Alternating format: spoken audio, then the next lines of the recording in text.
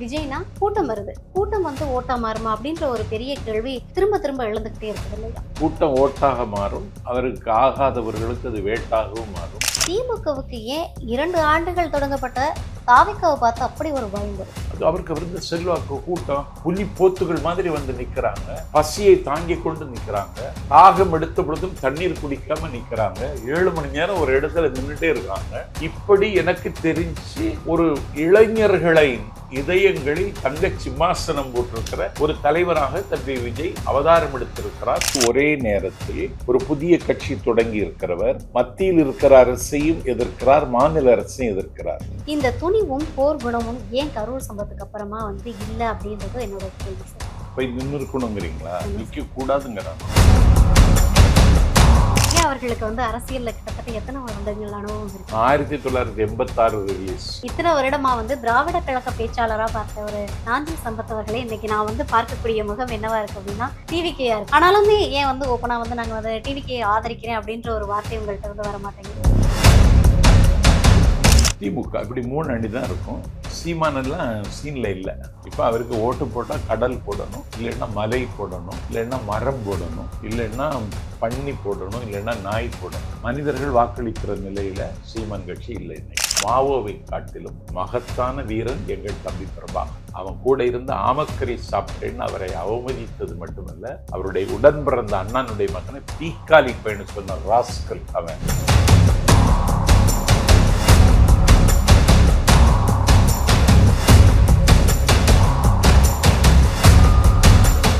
தி expose நேயர்களுக்கு வணக்கம். இன்றைய நேர்காணலின் சிறப்பு விருந்தினர் யார் இணைந்திருக்கிறார்கள் அப்படின்னு நீங்க பாத்தீங்கன்னா, திராவிட இயக்க பேச்சாளர் நாஞ்சில் சம்பத் அவங்க தான். வாங்க அவங்க கூட சேர்ந்து பேசலாம். நீங்க பார்த்திருப்பீங்க, உங்களுக்கு தெரியாத அரசியலே கிடையாது அப்படின்ற மாதிரி நிறைய போயிட்டு இருக்குது. இப்போ தமிழக அரசியல்ல இப்போ ரீசெண்டா எழுந்துட்டு இருக்கக்கூடிய ஒரு பேச்சு என்ன அப்படின்னா, திராவிட கழக பேச்சாளர் நாஞ்சில் சம்பத் அவர்கள் வந்து தமிழக வெற்றி கழகத்துல இணைய போறதா ஒரு பேச்சுக்கள் எழுந்துட்டு இருக்கு. அதுக்கு ஐயா சொல்லக்கூடிய பதில் என்ன? அது சும்மா வதந்தி. அப்படி ஒரு எண்ணம் எனக்கு இது வரைக்கும் வரலையே. தொடர்ந்து முன்னாடி எல்லாமே உங்களுடைய பேச்சுக்கள் எல்லாமே திமுக ஆதரவு போயிட்டு இருந்தது. இப்ப பாத்தீங்க அப்படின்னா பெரும்பாலும் பாக்குற எல்லா இடங்கள்லயுமே வந்து தாவிக்கவுக்கு உங்களுடைய நிலைப்பாடு வந்து ஆதரவு தெரிவிக்கிற ஒரு விதமாவே இருக்குதுல்ல? தாவிக கட்சி தொடங்கி அன்றைக்கே பிறப்புக்கும் எல்லா உயிருக்கும்னு அவர் போட்ட அன்னைக்கே அவர் என் உள்ளத்தை கொள்ளை கொண்டார். கட்சிக்கு கொடி அறிவிக்கிற அன்றைக்கு போர்க்களத்தில் நின்ற தமிழ் சமூகத்தின் புறநானூற்று வீரத்திற்கு அடையாளமாக இருக்கிற களிறு யானையை தன் கொடியில் வைத்தார். உட்கார் எதிரொன்றில் காஞ்சி எயில் காத்தல் நொச்சி அதிரப்போர்வது தும்பை அப்படி என்று சங்க காலத்தில் தமிழ் மன்னர்கள் பூக்களை வெற்றியின் அடையாளமாக பயன்படுத்தி இருக்கிறார்கள். போருக்கு போகிற பொழுது வாகை பூக்களை சூடிக்கொள்கிற வழக்கம் தமிழ் மன்னர்களுக்கு இருந்தது. அந்த வாகை பூவையும் தம்பி அந்த கொடியில் பயன்படுத்தினான். ஆகவே ஒரு தமிழ் பண்பாட்டு அடையாளத்தின் மீது காதல் கொண்டவன் விஜய் என்று நான் அன்றைக்கு பதிவு செய்தேன். நான் திமுகவோடு முரண்படவில்லை, திமுகவிற்கு எதிர்வினை ஆற்ற வேண்டும் என்று கருதவில்லை. ஒரு அசல் தமிழன் தொடங்கி இருக்கிற பயணம், அதிலே அவருடைய எடுப்பில் அவர் எடுத்து வைக்கிற அடி அற்புதமாக இருக்கிறது என்று நான் சிலாகித்தேனே தவிர வேற ஒன்றுமில்லை. விஜய் அவர்கள் வந்து அந்த தமிழ் மீதான காதலை வந்து நீங்க நேசிக்கிறதா சொல்றீங்க. தமிழ் மீதான காதலை நேசிச்சா நமக்கு போதுமானது. இதை வந்து அரசியலுக்கு அவர் வரும்போது, அரசியலுக்கு அந்த தமிழை கொண்டு வரும்போது அவர் தமிழுக்கு என்ன பண்ணியிருக்கார் அப்படின்ற ஒரு கேள்வி எழுது இல்லையா? நீங்க வந்து அவருடைய தமிழ் காதல் எனக்கு ரொம்ப பிடிச்சிருக்கு அப்படின்னு சொல்றீங்க. தமிழ் காதல் வந்து எல்லாருக்குமே இருக்கும், மோஸ்ட்லி எல்லாருக்குமே இருக்கும். தமிழ் மீது தீராத பற்று கொண்டவங்க எவ்வளவோ பேர் இருக்காங்க இல்லையா? அப்படி இருக்கும்போது நீங்க இப்போதைக்கு வந்து அவர் ஒரு பிரபலமானவர், அமீர்கானுக்கு அடுத்து அதிக ரசிகர்கள் இருக்கிற ஒரு ஸ்டார் அவர். அவர் அதை சொல்லுகிறார் என்பது அதற்கு வலிமை அதிகமாகிவிடுகிறது. இப்போ வந்து தாவைக்க தலைவர் அப்படின்னு சொல்லும்போது பொதுவா தமிழகத்துல பார்க்கக்கூடிய மிகப்பெரிய விஷயம் என்ன அப்படின்னா, மத்த அரசியல் தலைவர்கள் போது கொள்கைகளை முன்னெடுத்து பார்க்குறாங்க. இல்லன்னா வந்து அவங்க செஞ்ச விஷயங்கள் முன்னாடி வருது. ஆனா தாவேக தலைவர் விஜய் அப்படின்னு பேசும்போது, இந்த 2 வருஷத்துல எல்லாருமே பேசக்கூடிய பெரும்பாலான விஷயம், விஜய்னா கூட்டம். கூட்டம் வருது. கூட்டம் வந்து ஓட்டா மாறுமா? அப்படின்ற ஒரு பெரிய கேள்வி திரும்ப திரும்ப எழுந்துகிட்டே இருக்குது இல்லையா? அப்படி இருக்கும்போது, வெறும் கூட்டம் மட்டும் தான் இருக்கு அப்படின்றப்போ, அது எப்படி ஒரு சிறந்த அரசியல் தலைவர் உருவாகுறதுக்கான வாய்ப்பா இருக்கும்னு நினைக்கிறீங்க? கூட்டம் ஓட்டாக மாறும். அப்படி பார்த்தா எல்லா கட்சிகளுக்குமே கூட்டம் வருது இல்லையா? வரலையே, நீங்க கூட்டத்துக்கு போறது இல்லையோ? எல்லா கட்சியும் கூட்டம் வர்றதில்லை. கூட்டம் ஓட்டாக மாறும். அவருக்கு ஆகாதவர்களுக்கு அது வேட்டாகவும் மாறும். அதனால கூட்டம் யாருக்கும் வர்றதில்லை. அவருக்கு தான் இன்னைக்கு கூட்டம் வருகிறது. ஓகே. அபண்டன்ட் த மாஸ் லீடராக தமிழ்நாட்டு அரசியல்ல கண்ணுக்கு தெரிகிறார். ஓகே. அப்ப வந்து 2026 தேர்தல் காலத்துல ம். தாவேக்கோடைய தலைவர் விஜய் அவர்கள் வந்து முதலமைச்சர் ஆகுறதுக்கான பாசிபிள் இருக்குன்னு நீங்க அதுதான் அவருடைய நம்புறீங்களா? நோக்கம். நாங்க தான் முதன்மை சக்தின்னு சொல்றாரு. ஓகே. அதிகாரத்தில் இருக்கிற திமுகவுக்கும் தாவேக்காவுக்கும் தான் போட்டி என்று துணிந்து அறிவிக்கிறார். நான் இன்னும் அவரிடத்தில் வியந்து பார்த்தது, ஒரே நேரத்தில் ஒரு புதிய கட்சி தொடங்கி இருக்கிறவர், மத்தியில் இருக்கிற அரசையும் எதிர்க்கிறார், மாநில அரசையும் எதிர்க்கிறார். இந்த போர்க்குணமும் துணிவும் இளைஞர்களுக்கு மத்தியில் அவருக்கு ஒரு மிகப்பெரிய செல்வாக்கை ஈட்டி தந்திருப்பதை நான் பார்க்கிறேன். ஓகே. இப்ப ரீசென்ட் டேஸ்ல பாத்தீங்கன்னா, கரூர் சம்பவத்துக்கு அப்புறமே வந்து விஜய் அவர்கள் வந்து பாஜக பெருசா விமர்சிக்கல. திமுக மட்டுமே வந்து விமர்சனம் செய்யுது அப்படின்ற ஒரு பார்வை இருக்கு. இப்ப நீங்க சொன்னீங்க, விஜய் அவர்கள் கிட்ட வந்து அந்த ஒரு துணிவு இருக்குது அப்படின்னு சொல்லிட்டு. இந்த துணிவும், போர் குணமும் ஏன் கரூர் சம்பவத்துக்கு அப்புறமா வந்து இல்ல அப்படின்றது என்னோட கேள்வி சார். அந்த துணிவும், போர் குணமும் இருந்திருந்துச்சுன்னா கரூர் சம்பவத்துல போய் நின்றுக்கலாம் இல்லையா? போய் நின்று இருக்கணுங்கிறீங்களா? ஆமா நிக்க சார். கூடாதுங்கிறானோ. ஏன்னா துயரம் நடந்து 41 பேர் இறந்து விட்டார்கள். துயரத்திற்கு அவர் பொறுப்பேற்க வேண்டும் என்று எல்லோரும் சொல்ல ஆரம்பித்து விட்டார்கள். அதற்கு பிறகு அவர் அந்த இடத்தில் நின்றால் மீண்டும் கூட்டம் வரும். இப்போ விஜய் அவர்கள் எங்க மீண்டும் போனாலுமே கூட்டம் வரும் மீண்டும் இல்லையா? கூட்டம் வரும். அல்ல, அந்த துயர சம்பவத்துல மீண்டும் கூட்டம் வரும். மீண்டும் அவர்தான் இதற்கு பொறுப்பேற்க வேண்டும் என்று சொல்லுகிற ஒரு கூட்டமும் வரும். அடிதடி வரும். கலகத்திற்கு கைகால் முளைக்கும். அசம்பாவிதங்கள் நடக்கும். அதற்கு இடம் கொடுக்க கூடாது என்று அவர் போய்விட்டார். என்னை கேட்டால் அவர் போனது நல்லது. இல்லைன்னா அசம்பாவிதங்கள் நடக்கும். வேற ஒரு கட்சின்னா மலர் மாலை கொண்டு வர சொல்லுவாங்க, மலர் மாலை வைப்பாங்க, அஞ்சலி கூட்டம் நடத்துவாங்க. அதை வச்சுக்கிட்டு ஒரு அரசியல் செய்வாங்க. அதை தம்பி விஜய் விரும்பல. நான் போறேன், விளைவுகள் என்னன்னு தெரியாது அப்படின்னு அவர் போயிட்டார். ஆனா இன்னைக்கு அந்த காயம்பட்டவர்களுக்கு, மரித்து போனவருடைய குடும்பத்திற்கு அவர் பக்கபலமாக இருக்கிறார், தக்க துணையாக இருக்கிறார். அவர்களுடைய சுகதுக்கத்தை தீர்மானிப்பதற்கு நான் உங்களோடு இருக்கிறேன் என்கிறார். அவருடைய கட்சியில இருக்கிற வில்சன் என்று ஒருவர், ஒரு கல்லூரியினுடைய தாளாளர், கரூருக்கு சென்று அந்த 41 வீட்டுக்கும் சென்று 41 வீட்டில் இருக்கவங்களுக்கு இன்சூரன்ஸ் பாலிசி எடுத்து கொடுத்து, திங்கள் தோறும் 5000 ரூபாய் என்று அறிவித்து முதல் கட்ட தொகையும் கொடுத்து, மாதந்தோறும் இந்த ரூபாய் உங்கள் வங்கி கணக்கு வரும் அவர்களிடத்துல வங்கி கணக்கையும் வாங்கி கொண்டு அவங்களுக்கு இன்சூரன்ஸ் செய்து கொடுத்து, எப்போது வேண்டுமானாலும் என்னை நீங்கள் நாடுங்கள் என்று, எந்த கட்சியிலாவது இப்படி ஒரு பர்சனாலிட்டியை நான் இதுவரைக்கும் பார்க்கல. அவருக்கு பேர் வில்சன், ஒரு கல்லூரியின் தாளாளர். 41 பேர் குடும்பத்தை அவர் தத்தெடுத்திருக்கிறார். அப்படி அந்த குடும்பத்தை பரிபாலிக்க வேண்டும் என்று அவர்கள் முடிவெடுத்திருக்கிறார்கள். கரூர்ல சென்று உதவுவதற்கு தியேட்டர்கள், கல்யாண மண்டபங்கள் கேட்டா யாரும் கொடுக்கல. அப்ப அதுவும் அசம்பாவிதத்திற்கு அவருக்கு இப்ப வெளியில எளிதில் வர முடியாது. இசற்று பாதுகாப்பு, போலீஸ் கண்காணிப்பு, இதெல்லாம் தாண்டி அவர் வரணும். அதனால எல்லாரையும் வர சொல்லுங்க சென்னைக்குன்னு சொல்லி, எல்லா குடும்பத்திற்கும் இங்க வர்றதுக்கு முன்னாடி 20 லட்சம் ரூபாய் வங்கி கணக்கில் போட்டுட்டு, நான் உங்களுக்கு ஆறுதலா இருப்பேன், இது நடந்ததற்கு நான் உங்களிடத்துல வருத்தம் தெரிவிக்கிறேன் அப்படின்னு சொன்ன அந்த பெருந்தன்மையை அந்த குடும்பம் அங்கீகரிக்கிறது. நீங்களும் நானும் அங்கீகரிக்கணும்னு அவசியம் இல்லை. அவரால் தான் பாதிப்பு வந்தது என்றால் அந்த பாதிப்பு வந்தவர்களே அதை தாங்கி கொண்டார்கள் என்பதுதான் தமிழ்நாட்டு அரசியல்ல வினோதம். ஐயா அவர்களுக்கு வந்து அரசியல்ல கிட்டத்தட்ட எத்தனை வருடங்கள் அனுபவம் இருக்கு? 1986 ரிலீஸ். அதாவது வந்து இத்தனை வருடமா வந்து திராவிட கழக பேச்சாளரா பார்த்த ஒரு நாஞ்சில் சம்பத் அவர்களே இன்னைக்கு நான் வந்து பார்க்கக்கூடிய முகம் என்னவா இருக்கு அப்படின்னா டிவிகேயா இருக்கு. முழுவதுமே வந்து அந்த டிவிகேக்கு வந்து உங்களுடைய ஆதரவு வந்து அந்த அளவுக்கு இருக்குதுன்னு தெரியுது. ஆனாலுமே ஏன் வந்து ஓப்பனா வந்து நாங்க வந்து டிவிகே ஆதரிக்கிறேன் அப்படின்ற ஒரு வார்த்தை உங்கள்ட்ட இருந்து வர மாட்டேங்குது. இல்லை, எனக்கு அது தேவையில்லையே. நான் இப்போ அரசியல்வாதி கிடையாது. முதல்ல நான் ஒரு விமர்சகன், நான் ஒரு தமிழ் பொழிவாளன். நான் வந்து எல்லாவற்றையும் கேள்வி கேட்க வேண்டும் என்று நினைக்கிறவன். அரசியல் களத்திலும் இலக்கிய தளத்திலும் சமகாலத்தில் தமிழ்நாட்டில் சுடர் விடுகிறவன். நவம்பர் 4ஆம் தேதி திருவாவடுதுறைக்கு பக்கத்துல சாத்தனூருங்கிற ஊர்ல திருமூலர் குரு பூஜை விழாவில் நான் பேசினேன். கேட்டீங்களா? முத்தமிழ் முருகன் மாநாடு பிஜேபி கட்சி மதுரையில் நடத்திய பொழுது அது சம்பந்தமாக பேசுவதற்கு சாணக்கியா தலைமையில ஒரு விவாதம் நடந்த பொழுது பிஜேபி கட்சியினுடைய சதின்னு சொல்லி அந்த கூட்டத்தில் நான் பேசினேன். விநாயகர் சதுர்த்தி விழாவிற்கு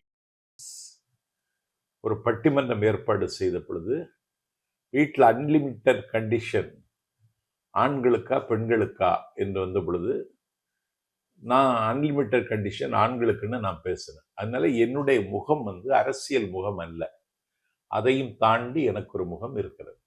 ஓகே. இந்த 2026 தேர்தல் காலம், அதாவது கிட்டத்தட்ட பரிச்சயமான ஒரு கட்சிகள் இருக்கு. டிஎம்கே, ஏடிஎம்கே, அதுக்கப்புறமா வந்து விஜயகாந்த் அவர்கள் தோற்றுவித்த தேமுதிகவா இருக்கட்டும், சீமான் அவர்கள் தோற்றுவித்த நாதாகாவாக இருக்கட்டும். இப்ப எல்லா கட்சிகளுமே எங்க அப்படின்னு கேட்டா, அவங்க எல்லாருமே வந்து அரசியல்ல வந்து இப்ப இருப்பாங்களா, நிலைச்சு இருப்பாங்களா அப்படின்றது தெரியல அப்படின்றாங்க. ஏன் அப்படின்னா, டிவிகே அப்படின்னு புதுசா ஆரம்பிச்சு 2 வருஷம் தான் சார் ஆகுது கட்சி. 2 வருஷத்துல வந்து மற்ற 4 கட்சிகள்ல 3 கட்சி கிட்டத்தட்ட இந்த 2026 தேர்தல்ல என்டிகே வராது, தேமுதிகவுக்கு வாய்ப்புகள் கிடையாது. அதே மாதிரி அதிமுகவுக்கும் வாய்ப்புகள் குறைவு குறைவுதான் அப்படின்னு தான் சொல்லப்படுது. இப்ப இருக்கிறதே வந்து திமுக, டிவிகே அப்படின்னு தான் களம் மாறும்னு சொல்லப்படுது. ஆமா, அப்படிதான் மாறுது. மாறியாச்சு. அந்த களத்தை மீண்டும் அதிமுக திமுக போட்டின்னு கொண்டு வருவதற்கு முயற்சிக்கிறாங்க. அதற்கு நாடாளும் பிரதமரை ஒத்திகை பார்க்க இன்னைக்கு தமிழ்நாட்டுக்கு வந்திருக்கிறார். அதிமுகவோடு கூட்டணி வைத்துக் கொண்டு திமுகவை எதிர்க்க பிஜேபி அந்நியமாகிவிட்டது. பீகாரில் அவர்கள் பெற்ற வெற்றி அவர்களுக்கு அந்த துணிச்சலை தந்திருக்கிறது. ஆனால் பிஜேபியோடு கூட்டணி வைத்துக் கொண்டு யார் பயணம் செய்தாலும் அவர்கள் பாடையில் பயணம் செய்கிறார்கள் என்றுதான் கருதி கொள்ள வேண்டும். ஏன்னா பிஜேபிக்கு வாக்களிக்கக்கூடிய மனநிலையில் தமிழ்நாட்டு மக்கள் இல்லை. கண்டிப்பா இல்லை. அதனால இன்னைக்கு அவங்க ஒரு போட்டியா இருப்பாங்க, தாவேகா ஒரு போட்டியா இருக்கும், திமுக, இப்படி 3 அணி தான் இருக்கும். சீமான் எல்லாம் சீன்ல இல்லை. அதாவது முன்னாடி எல்லாம் 8% வாக்குகள் வாங்கியிருந்தாரு. இப்போ 8 குட்டிச்சு வர ஆயிடுச்சு. இப்போ என்னாச்சுன்னா அதை கூட அவர் வாங்க மாட்டாரு அப்படின்னு சொல்றீங்க. 1% கூட வாங்க முடியாது. இப்போ அவருக்கு ஓட்டு போட்டா கடல் போடணும், இல்லைன்னா மலை போடணும், இல்லைன்னா மரம் போடணும், இல்லைன்னா பன்னி போடணும், இல்லைன்னா நாய் போடணும். மனிதர்கள் வாக்களிக்கிற நிலையில சீமான் கட்சி இல்லை இன்னைக்கு. ஓகே. சீமான் அவர்களுமே முன்னாடி எல்லாமே வந்து பாஜக, மத்த கட்சிகள், டிஎம்கே எல்லாம் விமர்சனம் பண்ணிக்கிருந்தாரு. இப்ப பாத்தீங்கன்னா சடனா டிவிகே மட்டுமே வந்து டார்கெட் பண்ணிக்கிட்டு இருக்காரு. ஏன்னா விஜய் பயணத்துல நசுங்கி போறது சீமான் கட்சி. அண்ணன் தம்பி உறவாகவே வந்து தொடர்ந்து பார்த்தான். அவன் என்ன நினைச்சான், சீமான் இவனை கையில வச்சுக்கிட்டு நமக்கு ஒரு அக்கௌண்ட் ஓபன் பண்ணிடலாம் தமிழ்நாட்டிலேன்னு நினைச்சான். ஆனா தம்பி விஜய் அதை ஒத்துக்கிடல. தம்பி விஜய் அதுக்காகவே நான் தனி பாராட்டு நடத்தணும். ஏன்னா காலித் தலைவர்கள் உண்டு, நீலித் தலைவர்கள் உண்டு, கேலித் தலைவர்கள் உண்டு. ஆனா தமிழ்நாட்டு அரசியலில் போலி தலைவன் சீமான். சங்கிகளுக்கும் சனாதன சக்திகளுக்கும் பல்லக்கு தூக்குகிற பாவி. திராவிட முன்னேற்ற கழகத்தின் வாக்கை குறைப்பதற்கு அவர்கள் ஏவி விட்டிருக்கிற ஒரு மாய பிசாஸ் சீமான். இந்த மாதிரி சக்திகள் தமிழ்நாட்டு அரசியல்ல இருக்கவே கூடாது. அதுவும் நஞ்சிருக்கும் குப்பிகளை நடுக்களத்தில் தொங்கவிட்டு வெஞ்சமரில் திரிகிற வேங்குகளின் நாயகன் தம்பி பிரபாகரன்.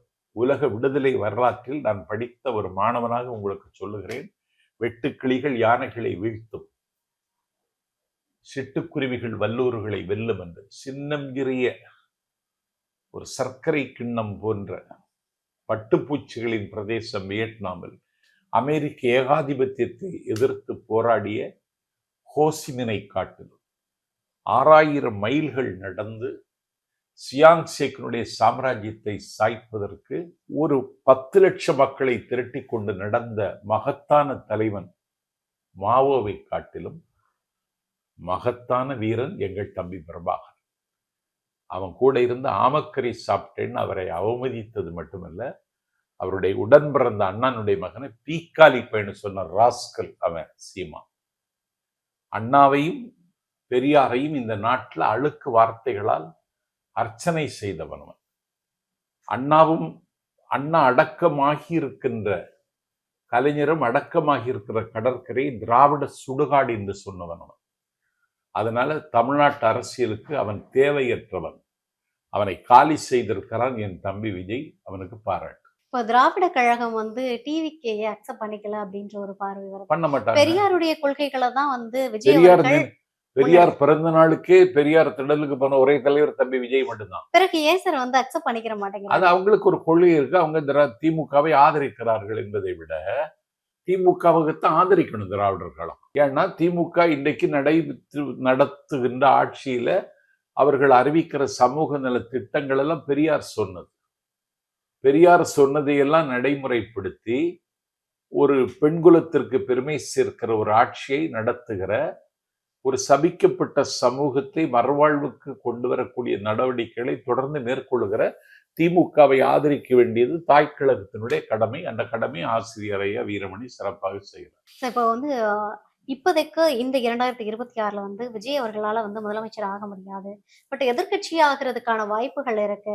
ஒருவேளை உதயநிதி அவர்கள் வரும்போது உதயநிதி வர்சஸ் விஜய் அப்படின்னு மாறுறதுக்கான வாய்ப்புகள் இருக்கே தவிர இப்போ விஜய்க்கு வாய்ப்புகள் குறைவு அப்படின்னு சொல்லப்படுது. இறுதி எஜமானர்கள் மக்கள் தான். கண்டிப்பாக அதை இப்போது சொல்ல முடியாது. அவர் பயணம் தொடங்கி அவர் எலெக்ஷன் மேனிஃபெஸ்டோவை அறிவிச்சு, தேர்தல் வாக்குறுதி அறிவிச்சு, திமுக தேர்தல் அறிவிச்சு, அதிமுக பிஜேபி தேர்தல் அறிக்கை அறிவிச்சு, அது மக்கள் எந்த வகையில் அதை ஈர்க்கிறார்கள் என்பதை பார்த்து அந்த பிரச்சாரம் தொடங்கும் போது தான் அதை கணிக்க முடியும். ஆனா அதிமுக 2வது இடத்தில் எதிர்க்கட்சி எந்திசுகிற அதிமுகவை குடை சாய்த்து அதை 3வது இடத்துக்கு தள்ளி 2வது இடத்துக்கு முந்துகிற வாய்ப்பு தம்பி விஜய்க்கு இருக்கிறது. ஓகே. ஒரு பக்கம் பாத்தீங்கன்னா இப்ப பீகார் தேர்தல் முடிஞ்சது இல்லையா? பீகார் தேர்தல் பிரசாந்த் கிஷோர் அவர்கள் தான் வியூகம் வகுத்து கொடுத்தது. இப்போ விஜய் அவர்களுக்கு பீகார் தேர்தலையே பிரசாந்த் கிஷோர் அவர்களால விஜய்க்கு வியூகம் வகுத்து கொடுத்தாரு நேரம் சொன்னா சார். இப்போ அவங்களுக்கு அவங்க தானே சார்? இல்ல அவர் ஏற்கனவே மோடிக்கு வீகம் வகுத்து கொடுத்தவர். ஆமா, குஜராத் மம்தா பானர்ஜிக்கு வீகம் வகுத்து கொடுத்தவர். அண்ணன் ஸ்டாலினுக்கு வீகம் வகுத்து கொடுத்தவர். இப்ப அவரே ஒரு கட்சியை தொடங்கி அங்க நின்னாரு. வீகம் வகுத்து கொடுத்தவரே என்ன ஆச்சு, அவருக்கு விதி அங்க முடிஞ்சு போச்சு. பிரசாந்த் கிஷோருக்கு எல்லாம் செல்வாக்கு கிடையாது. அது ஒரு சமூக நீதியை நேசிக்கிற இந்த பீகார்ல இந்த பச்சை பார்ப்பானை அங்கீகரிப்பதற்கு பீகார் மக்கள் தயாராகவில்லை என்பது நல்ல செய்தி. பீகார் தேர்தல் முடிவு எனக்கு மகிழ்ச்சி தருதுன்னா ஒரு பிரசாந்த் கிஷோரை இந்த மக்கள் ஓரங்கட்டி இருக்கிறார்கள். அது ஒண்ணு. 2வது, ஏதோ பிஜேபி பெரிய வெற்றி பெற்றது மாதிரி எல்லாம் ஒரு பித்தலாட்ட பிரச்சாரம் செய்யறாங்கல்ல, அதெல்லாம் கிடையாது. ராஷ்டிரிய ஜனதா தளத்தினுடைய கட்சி, அதனுடைய தலைவர் அவர் தான் இன்னைக்கு அதிக ஓட்டு வாங்கின கட்சிங்கிற பேர்ல இருக்கார். ஒரு 8 நாள் தேர்தல் அறிவு வருகிற 8 நாளைக்கு முன்னால 1.25 லட்சம் பெண்களுக்கு வங்கி கணக்கில் 10,000 ரூபாயை போட்டுட்டார் நிதிஷ். ஆகவே அங்கு பெற்ற வெற்றி 10,000 பெற்ற வெற்றியை தவிர ஜனநாயகம் பெற்ற வெற்றி இல்லை. ஆனா பெரும்பாலும் அங்க இந்த எஸ்ஐஆர்னால பெண்களுடைய ஓட்டுரிமை எஸ்ஐஆர்ல எவ்வளவு மோசடி நடந்திருக்கிறதுன்னு இனிமேல் தெரிஞ்சிடும். அதை ஆய்வு செய்து கொண்டிருக்கிறார் ராகுல் காந்தி. எஸ்ஐஆர் வாக்குரிமையை பறிப்பது மட்டுமல்ல, குடியுரிமையை உறுதி செய்வதற்கு அவர்கள் நடத்துகிற நாடகம். உங்களை நாளைக்கு நாடற்றவராக ஆக்கிவிட முடியும் உங்களால. ஏற்கனவே அஸ்ஸாமில் 10 லட்சம் மக்களை இப்படி பழி வாங்கி இருக்கிறது மோடியின் சர்க்கார். வெறுப்பையும் கருப்பையும் இஸ்லாமியர்கள் மீது கக்கி அவர்களை தேச விரோதங்களாக சித்தரித்து அவர்களுக்கு பயங்கரவாத முத்திரை குத்தி அவர்களை இந்தியாவை விட்டு வெளியேற்றுவதற்கு அவர்கள் விரும்புகிறார்கள். அதற்கு இந்த குடியுரிமை திருத்த சட்டத்தை மறைமுகமாக கொண்டு வருவதற்கு இந்த எஸ்ஐஆர் பயன்படும் என்று நம்பித்தான் அதை அவர்கள் நடைமுறைப்படுத்துகிறார்கள். இதை திரும்ப திரும்ப தமிழ்நாட்டில் திசையெல்லாம் பேச வேண்டும். அண்ணன் ஸ்டாலின் பேசியிருக்கிறார், பீகார் வாக்குரிமை பேரணியில் கலந்து கொண்டிருக்கிறார். அது போதாது, வருகிற 24ஆம் தேதி விடுதலை சிறுத்தைகளின் வலிமை மிகுந்த தலைவர் தொல் திருமாவளவன் ஒரு விரிவான கண்டன ஆர்ப்பாட்டத்தை நடத்துகிறார். அந்த பேச்சிலே நமக்கு அதனுடைய விவரம் தெரிஞ்சு. ஓகே, இப்போ வந்து கிட்டத்தட்ட மற்ற கட்சிகள் வந்து இருக்குதா இல்லையான்னு தெரியாத அளவுக்கு போயிடுச்சு இல்லையா? இப்போ டிவிகே இன்கேஸ் வந்து இந்த எலெக்ஷன்ல ஜெயிச்சிருச்சு அப்படின்னா மற்ற கட்சிகளுடைய நிலை என்ன ஆகும்? ஜனநாயகத்தில் ஒரு கட்சி வெற்றி பெறுவதும் ஒரு கட்சி தோற்று போவதும் சகஜம். ரொம்ப ஸ்ட்ராங் ஆயிடுச்சு அப்படின்னு பார்க்கப்படுது. இருவீர் வேறல் இயற்கை, இந்த 2 பேரும் வெற்றி பெற முடியாது. அதனால 2 பேர்ல யாராவது ஒரு ஆள் தோப்பாங்க. ஒரு ஜனநாயகம் உயிரோடு இருக்குமானால் மீண்டும் அந்த இடத்துக்கு வருவதற்கு தோற்று பெறுவர்களுக்கு வாய்ப்பை காலம் கொடுக்கும். அதனால அவநம்பிக்கைக்கு ஆளாகாமல் தொடர்ந்து இயங்கணும். ஒரு வெற்றி என்பது தேர்தலில் ஓட்டு வாங்கி ஜெயிக்கிறது இல்லை. Success is a journey. பயணம் செய்ய வேண்டும். அந்த கட்சிகள் அதை பொருட்படுத்தாம பயணம் செய்யணும். யார் தவறு செய்தாலும் கேள்வி கேட்டு விமர்சித்து இயக்கம் நடத்தி மக்கள் மத்தியில் பிரச்சாரம் செய்த எல்லா கட்சிக்கும் வாழ்வு கொடுக்க மக்கள் தயாராக இருப்பாங்க. இப்போ மு.க. ஸ்டாலின் அவர்கள் இருக்கிறதுனாலதான் திமுக அப்படின்ற ஒரு கழகம் இருக்குது. அவர்கள் அடுத்ததா வந்து உதயநிதி அவர்கள் கிட்ட வந்து அந்த கழகம் போகும்போது திமுக அப்படின்ற ஒரு கழகமும் வந்து அதிமுக போல காணாம போயிடும் அப்படின்னு ஒரு பேச்சுக்கள் எல்லாம் ஆரம்பிச்சு. அதெல்லாம் இல்லை. தம்பி உதயநிதி ஸ்டாலினை விட கூர்மையானவன். ஸ்டாலினை விட கொள்கையை நேசிக்கிறவன். நீங்க முரசொலி படிக்கிறதா இருந்தா பாசறை பக்கம்னு கடைசி பக்கத்தை படிச்சீங்கன்னா திமுகவினுடைய மறந்து போன வரலாற்றையெல்லாம் அதுல புதுப்பித்து அவர்கள் எழுத சொல்லி இருக்கிறார் உதயநிதி. தமிழ்நாட்டில் பெரியார் காலத்துல கூட நடக்கல. 250 பாசறை கூட்டங்கள் நடத்தினார். அடுத்த தலைமுறை பேச்சாளர்களை உருவாக்க அழைப்பு விடுத்து இந்த அதிசயத்தை திமுக மட்டும்தான் செய்ய முடியும். 17,000 பேர் விண்ணப்பம் போட்டார்கள். 17,000 பேருக்கும் நடுவராக நானும் இருந்தேன். நடுவராக இருந்து 200 பேரை அடையாளம் கண்டு நிறுத்தி இருக்கும். சனாதன ஒழிப்பு கூட்டத்துல டெங்கு கொசு விட மோசமானது சனாதனம். சனாதனத்தை ஒழிக்கணும்னு பேசியதற்கு அவருடைய தலைக்கு விலை பேசினார்கள். அதை அவர் பொருட்படுத்தவே இல்லை. அதை எதிர்கொள்ள தயார் என்று அறிவித்த ஒரு கொள்கை தெளிவு தம்பி உதயநிதிட்டு இருக்கு. அதனால திமுகவுக்கு ஒன்றும் அழிவு வராது. திமுக 1000 காலத்து பயிர். இது அடுத்த தலைமுறைக்கும் சேர்ந்த இயக்கம். அதனால திமுகவுக்கு சேதாரம். தோற்று போகலாம், வெற்றி பெறலாம், அது வேற. ஆனா திமுகங்கிற இயக்கத்திற்கு என்றைக்கும் ஆபத்து வராது. 1000 காலத்து பயிர்னு நீங்க சொல்லிட்டீங்க. கிட்டத்தட்ட 75 ஆண்டுகளை கடக்க போகுது நம்ம திமுக. அப்படி இருந்தும் திமுகவுக்கு ஏன் 2 ஆண்டுகள் தொடங்கப்பட்ட தாவேக்காவை பார்த்து அப்படி ஒரு பயம் வரும்? அது அவருக்கு இருந்த செல்வாக்கு கூட்டம். ஒரு அரசியல் கட்சி தலைவிதியை தீர்மானிப்பதே கூட்டம் தாங்க. எத்தனையோ தலைவர்களை பார்த்திருப்பாங்க இல்லையா? இவ்வளவு இளைஞர்கள் திரண்டதை நானே பார்த்தது இல்லையே. புலி போத்துகள் மாதிரி வந்து நிக்கிறாங்க. பசியை தாங்கி கொண்டு நிக்கிறாங்க. தாகம் எடுத்த பொழுதும் தண்ணீர் குடிக்காம நிக்கிறாங்க. 7 மணி நேரம் ஒரு இடத்துல நின்றுட்டே இருக்காங்க. மின் கம்பத்தின் மேல ஏறுறாங்க, டிரான்ஸ்பார்மர் மேல ஏறுறாங்க, மாடி வீட்டுல ஏறி நின்று பாக்குறாங்க. இப்படி எனக்கு தெரிஞ்சு ஒரு இளைஞர்களை இதயங்களில் தங்க சிம்மாசனம் போட்டிருக்கிற ஒரு தலைவராக தம்பி விஜய் அவதாரம் எடுத்திருக்கிறார்.